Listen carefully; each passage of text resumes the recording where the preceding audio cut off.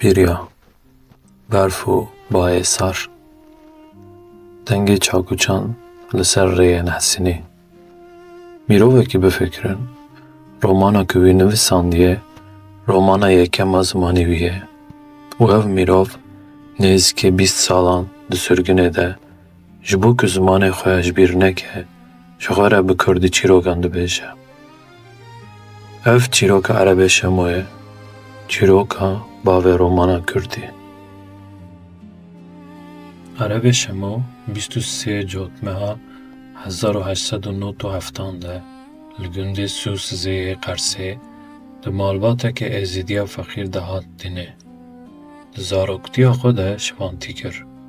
Paşê li ser rêya Hesînî bû karker.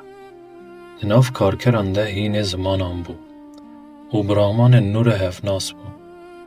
Di sala 1916 de li Erzeromê cara yekem Bolşevîkan nas kirin. Li mîtîngekê ji ber axaftina xwe ji aliyê polîsên Rûsî ve hat girtin û wî avêtin girtîgeha ser Xamişê. Şivanekî ji gundekî Qersê êdî ketibû nav pêla dîrokê. Piştî şoreşa cîhanê Erîvan bû navenda çanda Kurdên Sovyetê û Erebê Şemo bû yek ji avakerên vê navendê. Di destpêka salên 1930 de bi İshak Marugolov re alfabeya Kurdiya bi tîpên latînî amade kir. Ev alfabe bi navê Şemo Marugolov tê naskirin. Di sala 1930 de rojnameya Riya Teze dest bi weşanê kir. Şemo di damezrandina wê de jî cih kirt û sê pirtûkên wî di rûpelên wê de hatin belav kirin. Sala 1930 de bi pêşengiya wî li Qafqasyayê dibistana pedagojiya Kurdî vebû. Heman salê li Lenîngradê dersên zimanê Kurdî da û di sala 1935 de li Yerîvanê romana yekem a zimanê Kurdî ya bi navê Şivanê Kurmanca hat çap kirin. Berî wê sala 1931 versiyona wê ya Rûsî li Moskowayê derketibû. Maksim Gorkî piştî ku ev pirtûk xwend, got gelê Kurd bi zimanê nivîskarê xwe Erebê Şemo dipeyve. Lê di sala 1970 de her tişt guherî. Di dema tasfiyeyên Stalîn de ji ber nameyekî Şemo hat tawanbar kirin. Di çileya 1937 de li Lenîngradê hat girtin û sürgûnê Sibiryayê kirin. Nêzîkî 20 salan di sürgûnê de di nav zehmetî û xizaniyê de derbas kir. Li ser rêyên Hesînî yên Sibiryayê xebitî. Paşê wê bigota nîvê rêyên vê herêmê berhemên min in. Îroniyekî tal.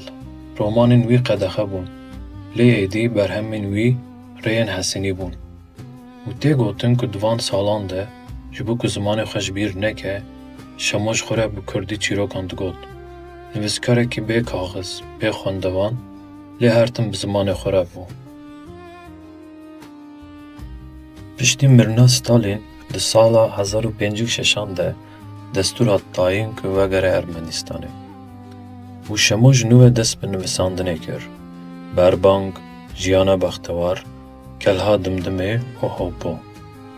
Di sala 1967 de li Moskowayê berhevoka hîkayetên gelê Kurd weşand û ji senaryoya fîlmê li Kurdên Ermenîstanê nivîsî. Çet caran jî ji bajarê Erêvanê wek nûner hat hilbijartin û xelatên mezin wergirtin. 21 Gulana 1980 de li Erêvanê çû ser dilovaniya xwe li Goroîstana Panteonê hat veşartin.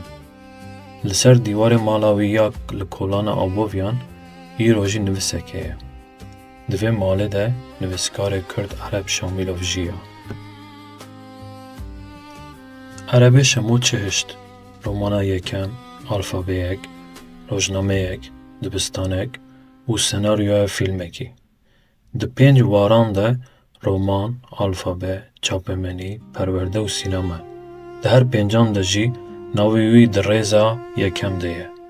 Ji ber vê yekê jê re dibêjin bavê romana Kurdî. Lê belkî mîrateya wî ya herî mezin ev e, wî nîşanê me da ku ziman di bin berfa Sîbiryayê de jî sax dimîne.